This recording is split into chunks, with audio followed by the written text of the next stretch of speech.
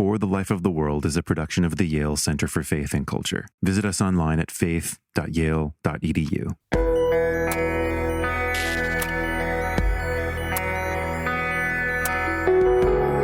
I think that there is no happy, successful, you can say, beautiful interpersonal relationship without forgiveness. This person with whom I live, with whom I interact, there's something sacred about them. There's something that's part and parcel of who they are, and it's unchangeable, and that I need to love and hold in its integrity. And when it gets to be disturbed, I need to concentrate on that which is absolutely essential and holy. And then I can transform my own relationships and that person sometimes. And I think that's the only way in which we can thrive, not just as individuals, but also as community. This is For the Life of the World, a podcast about seeking and living a life worthy of our humanity. I'm Rosa with the Yale Center for Faith and Culture. Forgive us our trespasses as we forgive those who trespass against us. I utter these words of the Lord's Prayer with my kids most nights, too often letting them pass over my tongue without feeling their ancient weight. The Apostle Paul echoes these words of Christ. Forgive one another as you have been forgiven in Christ. In difficult and trying times such as these, the weightier words seem to be punishment, resentment, revenge, takedown, payback. More and more, especially in the growing awareness of systemic, repetitious evil, we're likely to think the expectation or obligation placed on a victim to forgive her offender demands too much, that releasing the offender from their crime is unfair and only makes it possible for continued harm, that it leaves the scales of justice tipped toward oppression, chaos, and evil. But perhaps there's a different way of seeing forgiveness, empowering and freeing the victim from the past, offering, not demanding, a way to transcend self-interest and corrosive resentment. In Miroslav Volf's words, to unstick the deed from the doer. This week, we're sharing a recent conversation between Yale psychologist Laurie Santos and Miroslav Volf. Laurie asked Miroslav onto her immensely popular podcast, The Happiness Lab, to discuss forgiveness as a part of her series on the happiness lessons of the ancients. Miroslav's writings about forgiveness and reconciliation appear across his work, most notably in his books Exclusion and Embrace, Free of Charge, and The End of Memory. But his scholarly work is preceded and informed by personal experience. One of the core themes of his theology, the principle that, quote, we must embrace our enemies as God has embraced us in Christ. These words were tested and tried in his own family, where forgiveness wasn't just an idea, but embedded in their history and the fabric of their way of life. In this conversation, Laurie and Miroslav discuss his older brother's tragic death as a child and his family's response to forgive. Miroslav reflects on the formative impact of these events. He contrasts forgiveness as an obligation with forgiveness as a gift that frees one from captivity to the past and opens up possibilities for the future. For him, forgiveness is more than an event, but a practice cultivated through life, offering a way of recognizing the sacred and the holy in the other. Thanks for listening today, friends. And if you haven't already, check out Laurie Santos' podcast, The Happiness Lab, over at www.happinesslab.fm. Whenever I get sideswiped by events in life that suck, if I get sick or get a dent in my car or lose my keys, I try to remember the Stoics, the ancient philosophers who taught that we shouldn't just surrender to ill fortune. We should embrace the setbacks of life and feel pride in our ability to cheerfully bounce back. But sometimes that isn't so easy, especially when the tragedy that befalls you is the fault of another person. When people around us cause us hurt, it's hard not to become fixated on them and their act of wrongdoing. We might feel affronted, angry, or even betrayed. We almost certainly will want justice, for that person to pay some price or make amends for what they've done to us. But in most situations you'll face at home, at school, or in the workplace, that justice usually won't come. So we can end up carrying the negative emotions. We ruminate over our injury. We stay angry with the perpetrator, and even risk letting the situation poison our closest relationships with grudges and feuds. And if you're thinking that none of this sounds like a recipe for a happier life, then you're right. The science, unsurprisingly, suggests that carrying all these feelings around has a negative impact on your physical and mental well-being. But there is something within your power that you can do to fix things. And it's a practice described and explored again and again in one ancient religious tradition, Christianity. That hard but ever so effective strategy? You can forgive. Welcome once again to Happiness Lessons of the Ancients with me, Dr. Laurie Santos. I can hear you. Great. Still here. Yeah, that sounds good. This is my colleague Miroslav Volf. So I think we are on. We are recording. He's a theologian at the Yale Divinity School and the author of Free of Charge, Giving and Forgiving in a Culture Stripped of Grace. His understanding of what it means to forgive is detailed and academic, but it also springs from a real-world sorrow. I think one of the first places that I have encountered forgiveness was my own home. It was a powerful encounter because it was interwoven into the story of our family. My older brother, who was 5 at that time, was one of the liveliest kids in the neighborhood. He loved to connect with people, and in the vicinity of where we lived, the soldiers were stationed, and he befriended those soldiers. They loved him. They were his soldiers, and he was so proud of them. And often what would happen is that they would play with him, and at one point they took him driving in the horse-drawn carriage to have a ride with them. And as they were driving under a doorpost, his head got stuck between the doorpost and that carriage. My father carried him for about 15, 20 minutes, ran with him to the nearby ambulance, and by the time they arrived, he had died. I mean, I'm sure it was awful, but what was that moment like for your family? Kind of utter devastation, obviously, especially for my mother. There were a kind of sense of almost a rage about what had occurred. And I think one of the most significant things that happened in that story is that after my brother was killed, both my mother and my father, independently of each other, decided to forgive the soldier.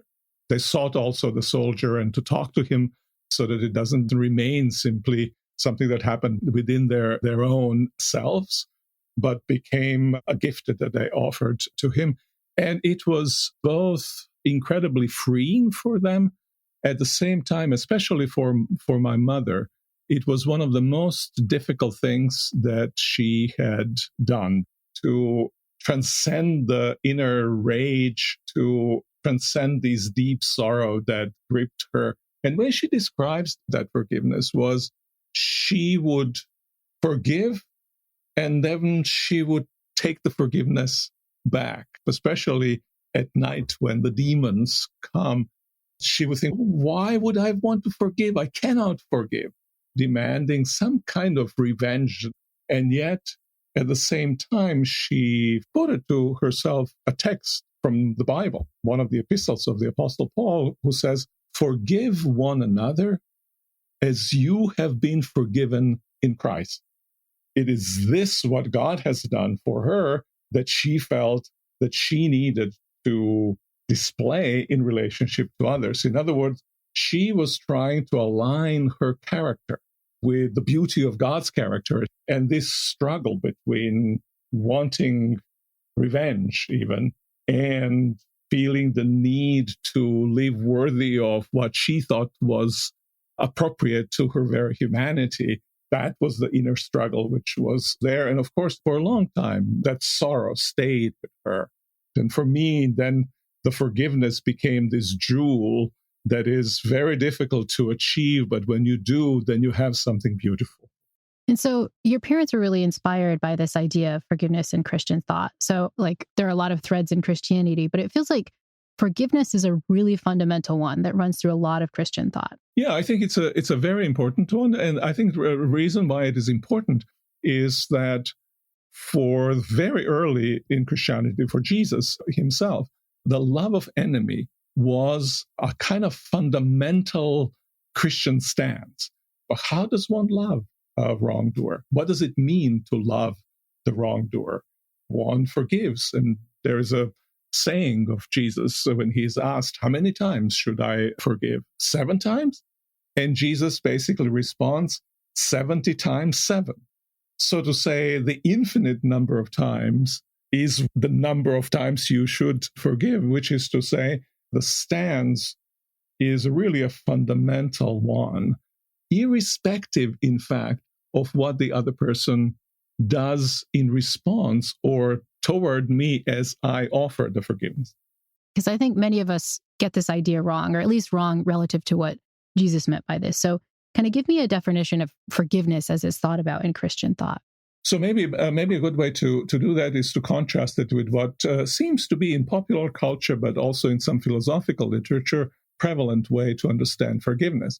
And forgiveness there seems to be a way in which to deal with one's own turbulent emotions and with resentment that one feels, primarily motivated by the desire to be able not to have one's life weighed by the injury one has suffered, but so that one can live it freed from the burden of it in some sense.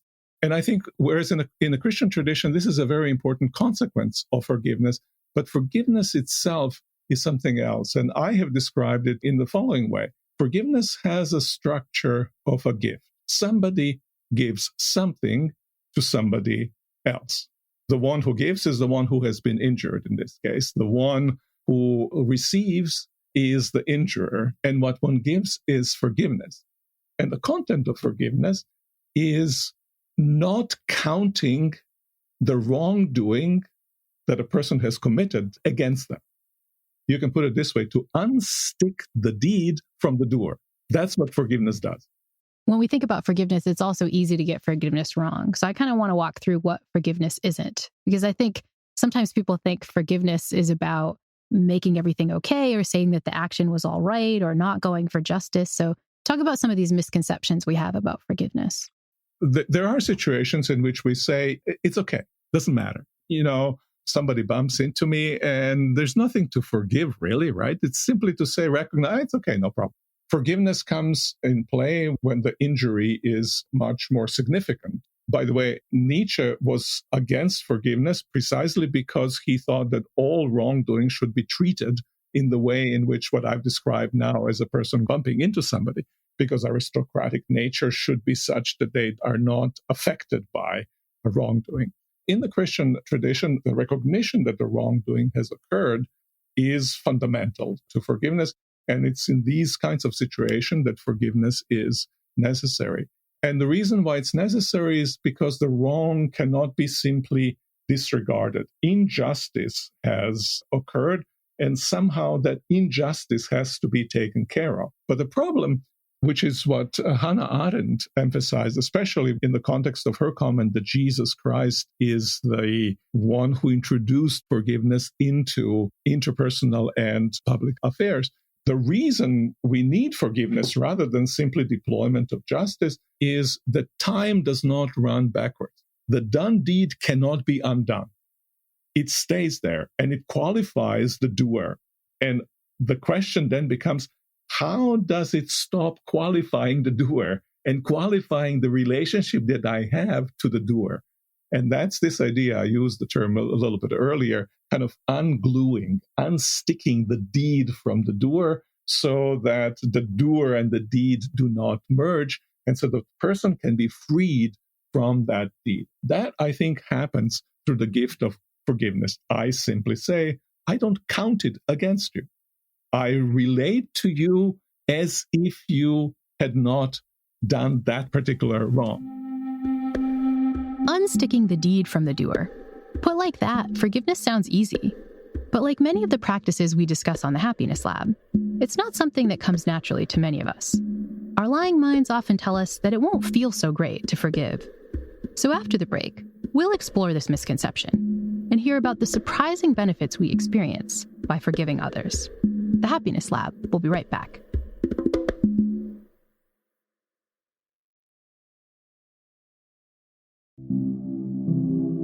Theologian Miroslav Volf describes forgiveness as a gift that we can give to others. And the happiness science says that all forms of gift giving can improve our well-being, often more than we expect. But that's not to compare the act of forgiveness to mailing somebody a scarf or buying them a coffee or something. Forgiveness takes a lot of thought and a lot of hard work. Forgiveness is this very arduous process at the end of which there is a sense of release from the burden of the internal turmoil, a sense of having done something that deep down within us, many of us feel is right thing to do, but that it is very difficult to do, a kind of release into new possibilities for the future that precisely this wrongdoing has robbed us from. I mean, if I think of my mother's example, it turns us completely backward. We are fascinated, we are captured, we are held captive by that which has happened in the past. We return back to it, and pretty soon we start living our lives in such a way that we look not ahead, but through rear view mirror, so that this kind of colonization of our present and of our future by the past is a very troubling and difficult experience. And I think one of the things that forgiveness does, it makes it possible for us to open and have wide horizon and not always look into the future filtered through the past. It seems like another thing forgiveness gives us is that it can help us heal relationships that are hurting, right? So talk a little bit about how forgiveness can give us back social connection. Yeah, and often where we need to practice the most forgiveness is when we cannot exit from relationships. As long as we can exit relationships, we can remove ourselves, and to a certain extent, we can isolate ourselves from what has happened. Maybe we go back in our imagination, but nonetheless, we're not encountering the person or living in the proximity of that person. But especially when we need to heal relationships, this is essential work that forgiveness does. And that's why, by the way, I think that it's important to construe and understand forgiveness not simply as dealing with my own internal turmoil, but also reconfiguring relationship that I have to somebody else. That's the idea. I give the gift of forgiveness. And what I give that person is a possibility, not yet actuality, but the possibility to open up a way in which the two of us, if it's interpersonal relationship, which two of us can have a future together. Forgiveness is a first step toward reconstituting a relationship. Or you can say it's a second step. First step might be repentance on the part of the person who has done us wrong. But this nexus of forgiveness and repentance is a way in which we can imagine and live into a joint future. And the second way forgiveness seems to boost our happiness is through something we talk about a lot on the Happiness Lab, which is that, as you mentioned, it's kind of a gift, right? You know, there's so much evidence that the act of doing for others improves our happiness than doing for ourselves. You know, even the act of spending money on other people improves our happiness more than spending money on ourselves. And in some ways, as you've talked about, forgiveness can really be the ultimate gift to the person who's done us wrong. Yeah, that's very interesting that you connect the two. And I think you're exactly right, that this kind of a gift of forgiveness cannot be forced. If it's forced, it isn't really forgiveness. So it's a voluntary act that establishes us. Often I'm asked, doesn't Christian tradition, doesn't Jesus ask too much of the victims? And the idea is now the person who has suffered wrong also needs to bear a burden of somehow repairing the relationship with this stress on forgiveness. And my response is, we shouldn't think of forgiveness so much as the burden. And nobody can truly forgive until they come to the point where they can give that gift. But many actually do give that gift. And it's an amazing thing, right, when you think about it, that many who have been violated, sometimes in very deep ways, are willing to forgive and find in that gift that they give strength and the beauty, I think, of character. And I think that in some ways, giving the gift to other people is also an act of giving ourselves a gift. I mean, that's where the science comes in, and it's really quite remarkable. I mean, the research suggests that forgiveness has huge effects both on our physical health and on our mental health. So Physically, there's evidence for reductions in things like cardiac stress. You get better sleep once you've forgiven. You can even see improvements in immune function and less fatigue. And then mentally, there's evidence for decreases in depression and emotions like anger, increases in good emotions like hope and compassion and self-confidence. I mean, it's a gift to the other person, but it's kind of a gift that, like doing other acts of giving, as we've seen on the Happiness Lab, can really improve your happiness, the happiness for the giver too. Yeah, no, when forgiveness happens, it's not zero-sum game. In fact, by giving a gift, one enhances oneself in many different domains. Life becomes better when we are able to forgive, when we are able to transcend preoccupation with the self, which injury often understandably causes.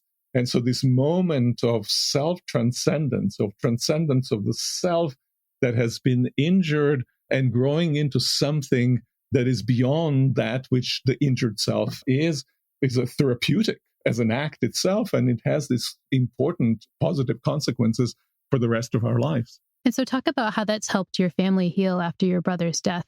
For my mother in particular, but for both of my parents, there was a sense of being able to turn from the injury to the life as it's being lived. And very early in the experience, she was mourning. And mourning, of course, closed her within her own world. Nothing else mattered than the loss that she had just suffered. But at the same time, she had 2 kids who needed her attention. And forgiveness made it possible for her to shift and to recognize the good which was around her, to invest herself into the good which was around her. And in some ways, this is really a strange and a little bit burdensome to think of it that way. That I, who was then 1 year old when that occurred, I have probably benefited from the attention that was given to me, both by my nanny and by my mother after my brother's death. But it was for her release into the future, giving of the hope and possibility to invest herself in something that matters and that affirms the good. Did she actually have moments to literally express her forgiveness to the soldiers themselves? Was there kind of a direct expression of forgiveness in that case? She did not, but my father did. The soldier was soon released from the unit, and my father actually traveled about half a day's journey at that time in order to meet him in person and in order to tell him that both he and my mother forgive him. And it was really important for my father to kind of bear witness. He felt that's going to bring a release to the soldier himself. And he was completely devastated. The soldier was clearly deeply remorseful. And when my father spoke to him, he experienced also kind of a release. I'm sure it stayed with him rest of his life. But life on both sides received new growth, and new green leaves started sprouting on the tree of both of those lives. And so it seems like forgiveness is obviously good for the person who needs to be forgiven. It seems like it's fantastic for the physical and mental health of the person who forgives, but it's also really hard. And so I want you to help us, how can we get towards forgiveness? What are practical steps that we can take to achieve forgiveness, even though it's really hard? Yeah, but it's interesting how it happened in my mother's and father's case. And obviously it happened partly that way because they're part of a religious tradition. They had to invoke command from the biblical text. Obviously, there had to be some kind of a willingness to go that route, but they both quoted to themselves the same scriptural text that kind of nudged them, that propelled them, that justified this action that they were willing to undertake. And that indicates that it's a difficult thing to do. And religious tradition, in this case, Christian tradition, that's one of the key things that it commands. That is saying, move in that direction. You will be given strength actually to forgive.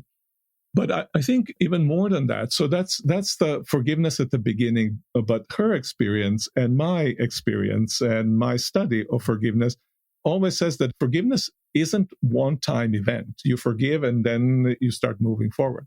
You always return to it. You forgive, and then you take back what you have forgiven at moments, and then you forgive again. You forgive some parts of it, but not the whole of it. It's a messy process of forgiveness. And if we are not happy with the messiness of it, if we want to have it clean, we probably won't ever get to forgiveness. And it's in this messiness, in this gradual character of forgiveness, that we actually grow into forgiveness. And forgiveness ends up not being so much an act as it ends up being a practice. And I think that's very important to emphasize, especially for those who would want some kind of a purity in forgiveness. If you want purity in forgiveness, then you would have to agree on what exactly was the wrong that was committed. What exactly was the apportioning of the fault on both sides, or maybe of one side. And that kind of agreement, that kind of alignment rarely occurs. And so I think one of the things that is emphasized also in the Christian tradition is kind of to live with the provisionality of it, that the good that is there, but it's kind of there in a broken way, is nonetheless the good that's worth pursuing. And so you've got initial motivation, but you've got accompaniment of a practice that you inculcate without expecting that would be perfect. And obviously, practice is carried by the grand story of the Christian faith. This is a story about God who forgives. This is a story in Luke's gospel. It's very, very interestingly illustrated with the story of the prodigal son. Prodigal son leaves the home, squanders the inheritance that he has taken with him, returns back. And upon return back, he doesn't even get to the point of asking his father to forgive him. Father runs to him and embraces him. Now, that's the story that governs the entirety, logic of the Christian tradition. If you tell yourself this story, then you suddenly realize, this is the kind of character that I've got to imitate, and becomes a part of one's own practice. And I love that you brought up this idea that, forgiveness isn't perfect, that it, comes bit by bit, and that it can be really messy, because, it fits with another of the things we need to do when we take on this idea of forgiveness, which is to forgive ourselves, right? We're not going to be perfect, and sometimes we're going to need some help and some grace too, right? Yeah, I think that's right. I think one of the most difficult things in my experience, speaking engagements about forgiveness, is people have hard time forgiving themselves. There's this opportunity that they've missed, or there's this thing that they've done and it has changed the lives of others, changed their own lives. How do I forgive myself? And to me, it's a very important question. You asked the question about how does practically forgiveness work? And in some ways, a theoretical side of it is really important. And here's what I mean by that. To forgive myself, I somehow have to distinguish between who the core of myself is and what I have done.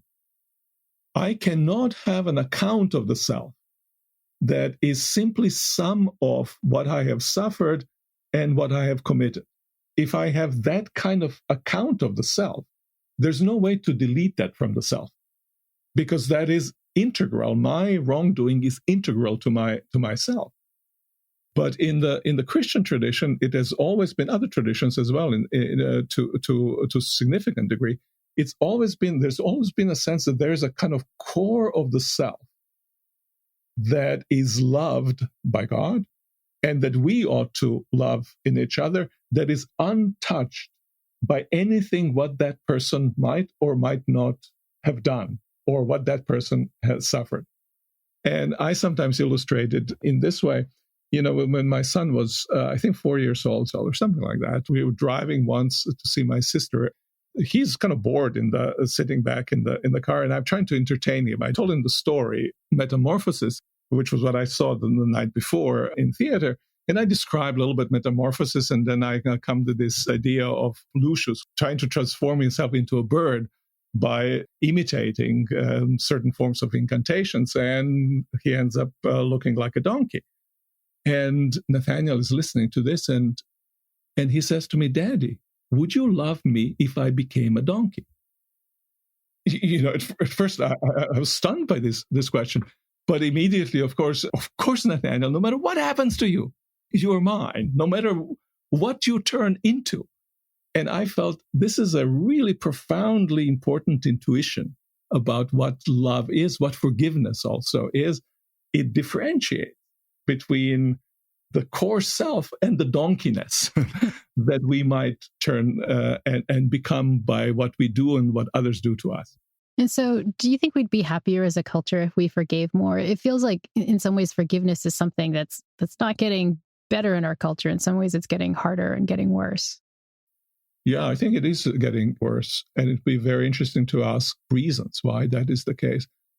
I think that there is no happy, successful, you can say, beautiful interpersonal relationships without forgiveness, without just what I've described, without this sense, this person with whom I live, with whom I interact.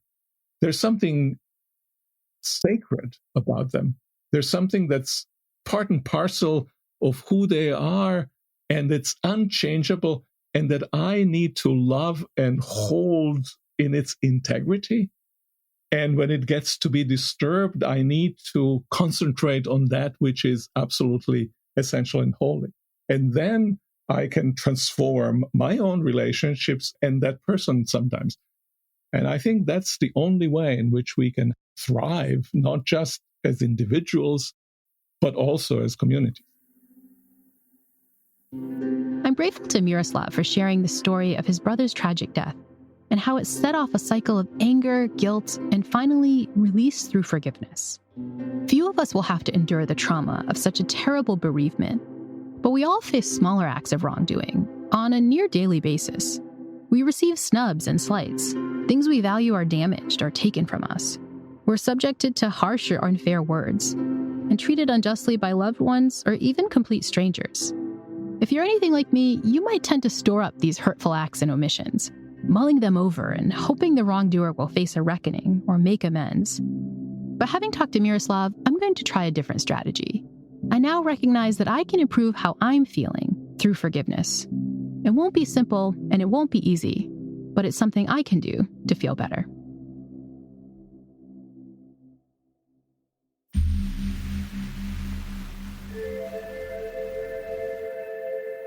The Happiness Lab is co-written and produced by Ryan Dilley. The show was mastered by Evan Viola, and our original music was composed by Zachary Silver. Special thanks to the entire Pushkin crew, including Mia LaBelle, Carly Migliori, Heather Fain, Sophie Crane McKibben, Eric Sandler, Jacob Weisberg, and my agent, Ben Davis. The Happiness Lab is brought to you by Pushkin Industries and me, Dr. Laurie Santos.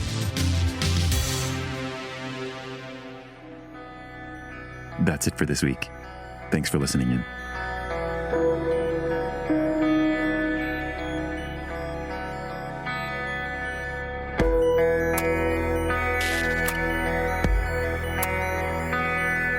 For the Life of the World is a production of the Yale Center for Faith and Culture at Yale Divinity School. This episode featured theologian Miroslav Volf with psychologist Laurie Santos. Production assistance by Martin Chan and Nathan Jowers. Special thanks to Laurie Santos, Ryan Dilley, and Pushkin Media. I'm Evan Rosa, and I edited and produced the show. For more information, visit us online at faith.yale.edu.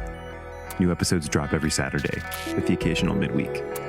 If you're new to the show, we're so glad that you found us. Remember to hit subscribe so you don't miss any episodes. And if you've been listening for a while, thank you, friends. If you're liking what you're hearing, I've got a request. Would you support us? It's pretty simple, really, and won't take much time. Here are some ideas. First, you could hit the share button for this episode in your app and send a text or email to a friend or share it to your social feed. Second, you could give us an honest rating on Apple Podcasts. How are we really doing?